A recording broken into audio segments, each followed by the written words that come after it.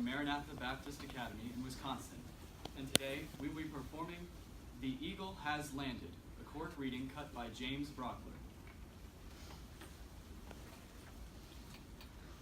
It was one of mankind's oldest dreams. For hundreds of years, people had looked to the sky and wondered if they would ever walk on the moon. The naysayers. This It's is never been done. This is a joke. It can't be done. It's It's never never joke. done. The dreamers. Possibly. Those who were undecided. I wonder. Perhaps. But America was not among those groups. This nation should commit itself to achieving the goal. The goal, man on the moon, before this decade is out. It was a little over 8 years since the flights of Gagarin and Shepard. President Kennedy put forth the challenge. Put a man on the moon before the decade is out.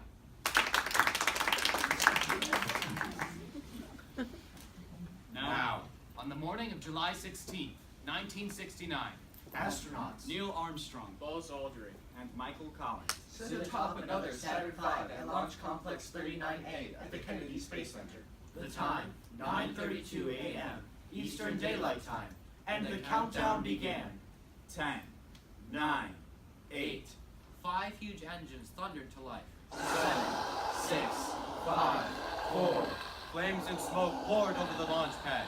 3, 2, 1, blast off! all engines running, lift off. And Apollo 11 rode a column of fire into the sky.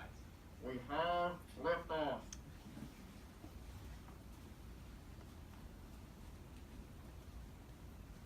"32 minutes past the hour. Liftoff for Apollo 11. No one knew if the men on board would ever make it back. Gazing down, the astronauts saw the wide curve of the Earth with its spreading seas, And lush forests and drifting clouds. Through the capsule's window, they watched their planet shrink into a blue and white sphere. The spaceship rolled, and the Earth slipped out of sight, silently. For 3 days, the Apollo 11 astronauts hurtled into the blackness of space. A second sphere, this one gray and lifeless, swelled until it filled their window. Then they were circling the moon. Neil Armstrong and Buzz Aldrin squeezed through a hatch and crawled into a boxy, 4-legged landing vehicle named the Eagle. In this fragile craft, they would try to drop to the moon's surface, while Mike Collins flew high above, ready to rescue his friends if anything went wrong.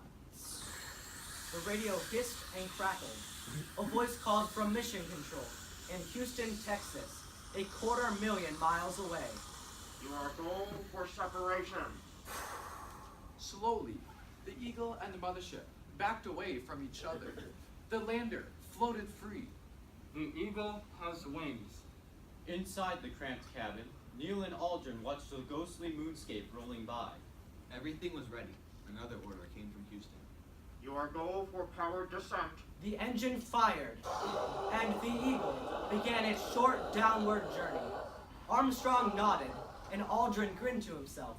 They were going to land on the moon. But suddenly, bells began to clang inside the tiny craft. Something was wrong. Give us a ring on that alarm. If it were a serious problem, they would have to turn back. Hang tight.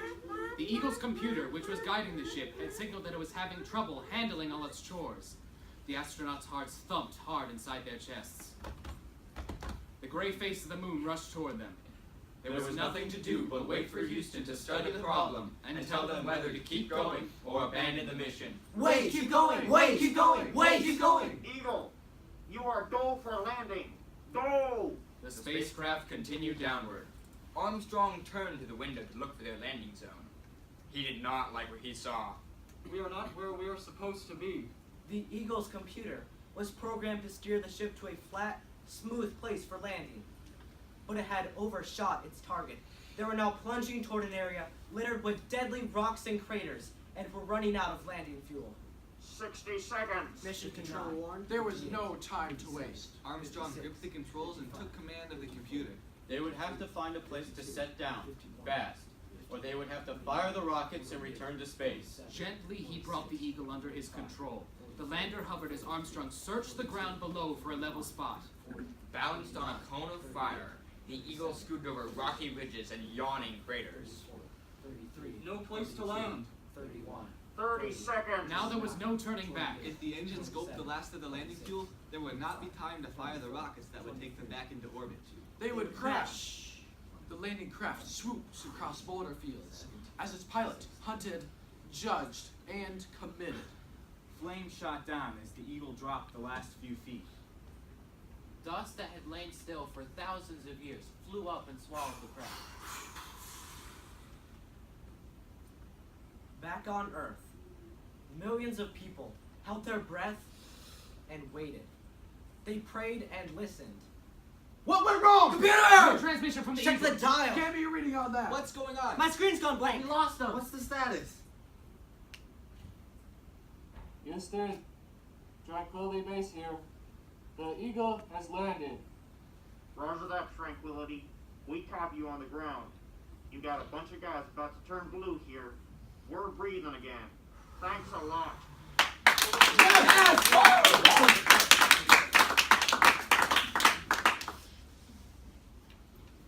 In a short while, a hatch on the lander opened.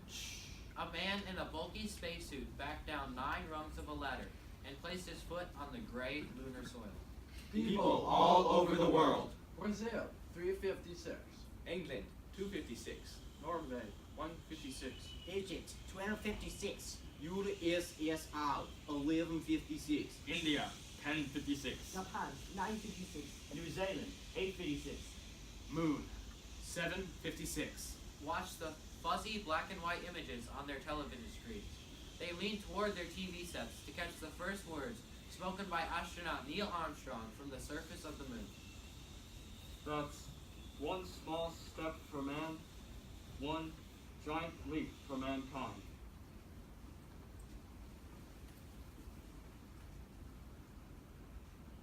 America made the age-old dream come true. When they departed, our astronauts left behind a plaque that will always remain. Its words proclaim, Here, men, men, men, men, from the planet Earth, first set foot upon the moon. July 1969 AD. We came in peace for all mankind.